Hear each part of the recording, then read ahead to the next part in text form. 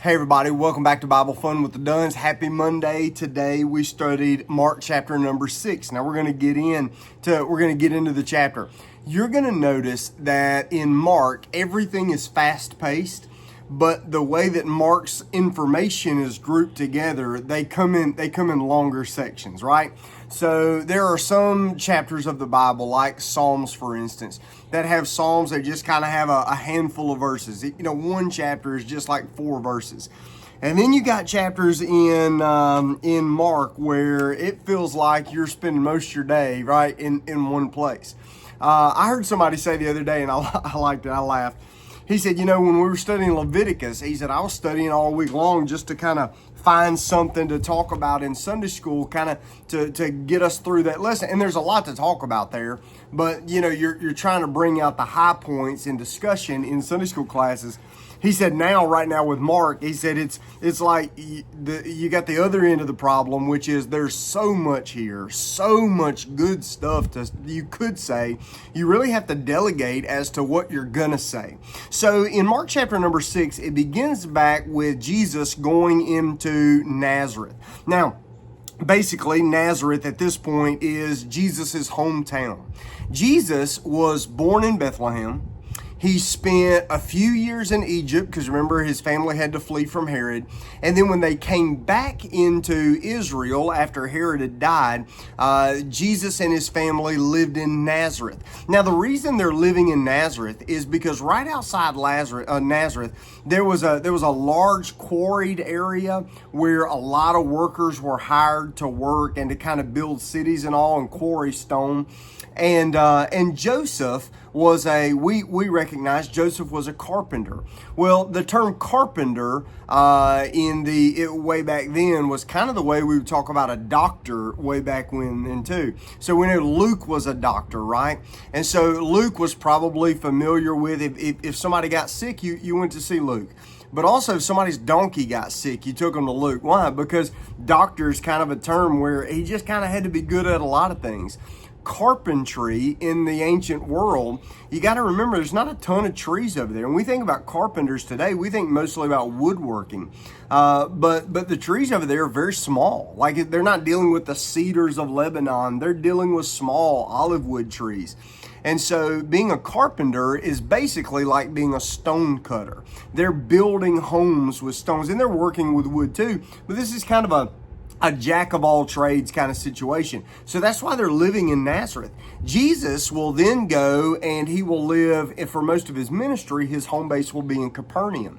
So this is one of those occasions where Jesus goes home for the weekend and he gets to see his mama and gets to see his brothers and his sisters who, if Jesus is, 31, 32 at this stage, his brothers and his sisters probably in their late 20s, early 30s, which at this time in the history, they've probably got families of their own. And you can imagine Jesus' little nieces and nephews all running around. And it's like a preacher going back home for homecoming and everybody shows up because they want to hear the local guy.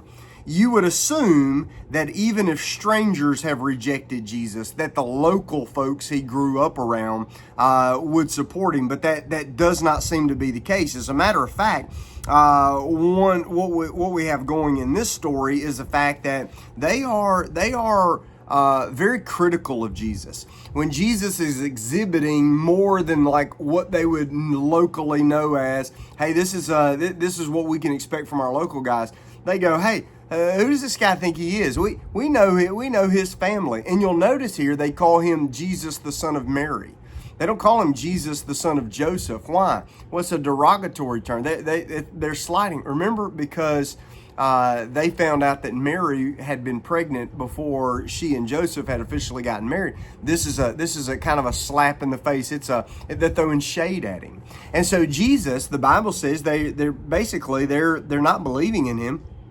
And in verse 5, I think it is, it's the place where it says, and now Jesus could do no mighty miracle there except that he laid his hands on a few sick people. You'll notice kind of when you read through that, I get a lot of that. Like, why could Jesus not? It doesn't say that he didn't do many miracles. It said he could not do many miracles. A lot of folks will ask me about that. Charles Swindoll said, and I think this is kind of the best explanation, Jesus could not perform miracles there in the same way that a wise parent cannot give a disobedient child good gifts until their rebellious behavior has been corrected. So it's not that Jesus was incapable of doing miracles. Jesus do whatever he wants to. It was that the situation was not right in order to reward faithlessness. Jesus is not there. He's not just passing out miracles because he's got nothing else better to do. He's building on faith, and right now they're not exhibiting any faith. The next thing we've got is Jesus sending out the 12. In verse number 8, you'll notice that he's telling them, he says, hey, when you go, take only like a staff and, a staff and some clothing and things like that. He says, put on sandals, but don't put on 2 pairs of clothes or a money belt.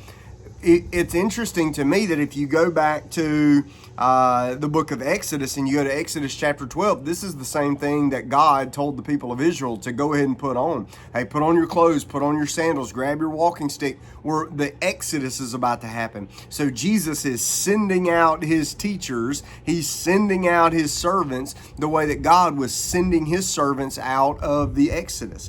Then you have this odd story of the death of John the Baptist. And it's not odd in that we wouldn't think to hear about John. It's just odd that it's placed here because Jesus' ministry is going. I think Jesus is making sure we find out what happens to him. That John goes and he's thrown in jail for preaching against the marriage of Herod and his sister-in-law Herodias together. That would have been against the law in Israel, and John was about that. You got to remember too, Christians today, we have strong feelings about the definition of marriage and what's right in marriage.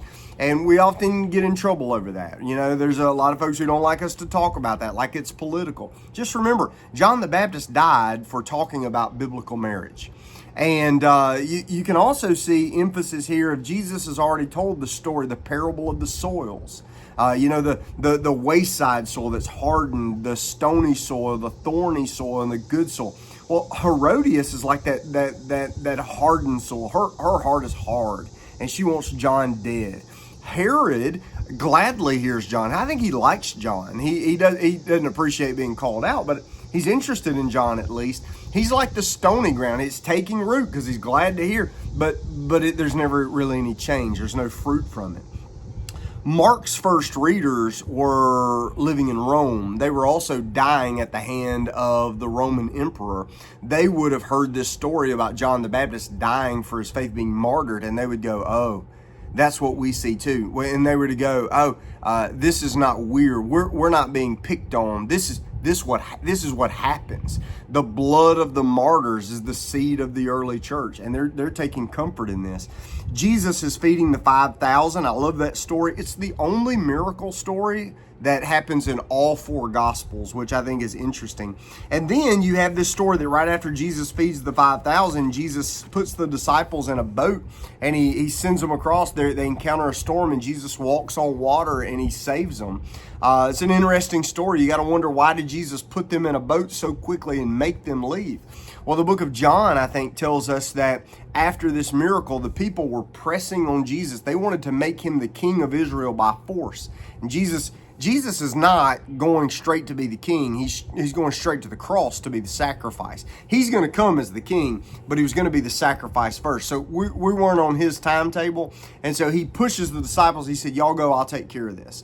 Later, he comes to meet them, and they just struggle so much with this. And Mark diagnoses their problems.